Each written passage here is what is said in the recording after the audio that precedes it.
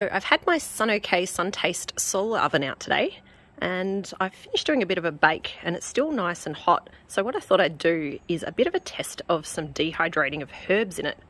And on my deck at the moment, I have a heap of oregano. So what I'm going to do is harvest a bunch of that and then pop it on one of these cake trays and then pop that in my solar oven and see how that goes with dehydrating it. Now normally when I do my dehydration, I do it in my Excalibur or my Nesco dehydrator. So I will say this one today is a little bit of an experiment, but maybe you'll have a bit of fun following along and seeing with me how it all goes.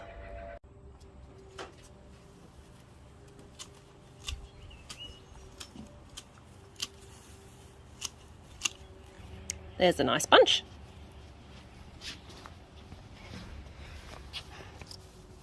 And we'll just pop that on the rack. So these have all had a bit of a haircut now. And I've got another good bunch. And let's pop these on the rack too.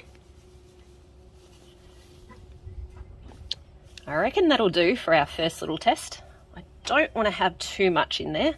I want to ensure that we can get a bit of airflow around all these herbs once we pop it into the solar oven. Before I pop the herbs into the Suntaste, I just want to make sure it's oriented correctly, and I'll do my normal test. And I can see that the sun is completely on this side,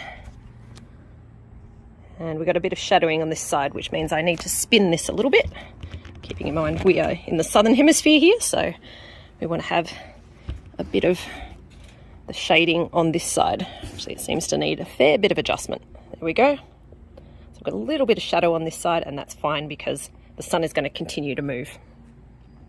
The other thing we need to do is just make sure that the mirror is oriented correctly and that the sunlight is actually going into the cooker itself.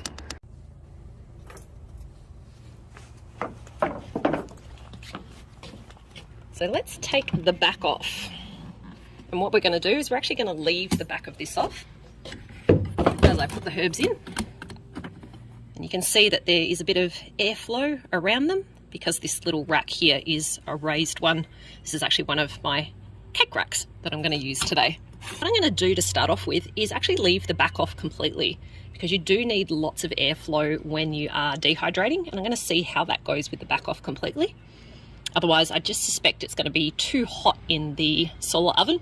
It was sitting at about 130 degrees earlier, so that's definitely way too hot, and it would cook these herbs as opposed to dehydrate them. I'm not sure how well the temperature is showing up on the gauge in here. There's obviously a fair bit of light bouncing around at the moment, which might be affecting the shot, but it's sitting at about 80 degrees Celsius in here at the moment. And I should mention that when I normally do dehydrating, you're looking at around 50 to 60, depending on the type of herb that you're doing. With the really sensitive ones, the lower 50s is normally what you're looking for. So this is actually quite hot at the moment for dehydrating our herbs. I can do something about that though. I can actually adjust the angle of the mirror at the top. And what I might do is actually bring that down a little bit, just to bring the temperature down a little bit.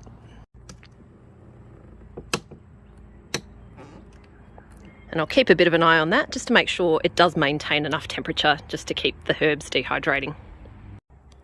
An hour and a half has passed and I've been neglecting these a bit. But, let's have a bit of a look. You can see they're actually starting to dry off quite nicely. I might give them a bit of a fluff up again just so that we get that airspace back around them. You can see they've wilted, but that's really no different to what happens when I do this same exercise in the dehydrator. They're actually dehydrating really nicely. Just coming around, I can see that the temperature is now the 50 degrees Celsius mark. Now, I have neglected this a little bit and I haven't been spinning it around, so let's do that now. Let's have a bit of a look at how far off we are. Let's check the other side. Yeah, see there's a lot of shade on this side now, which means I really don't have my orientation correct. So let's spin this around, chase that sun.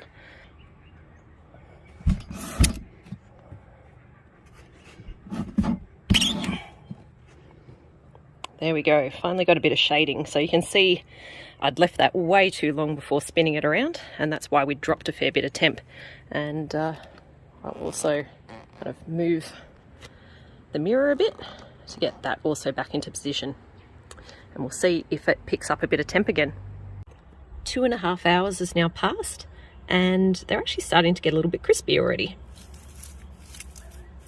So what I'm going to do is turn them over again, and that way we can ensure that, again, they're all fluffed up and we get plenty of airflow between the different stems of this oregano.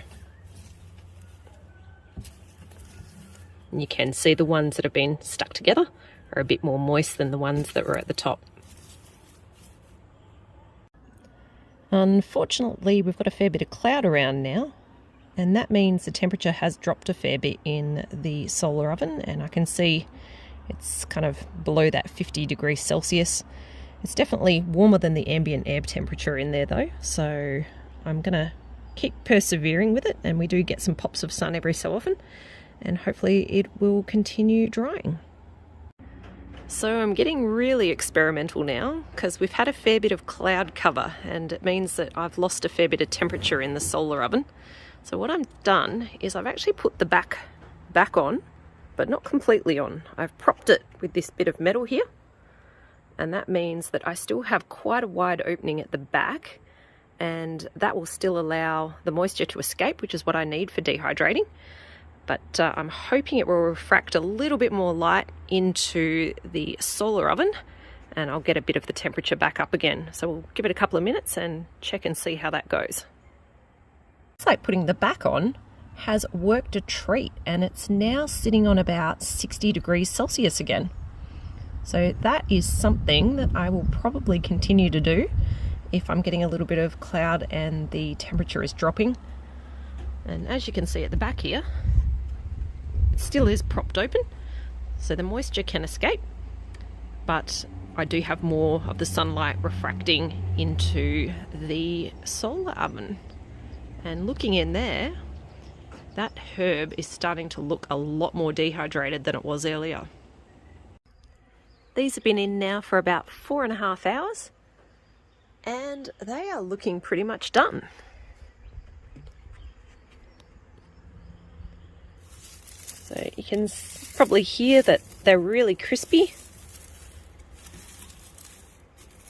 and all the moisture is pretty much out of these.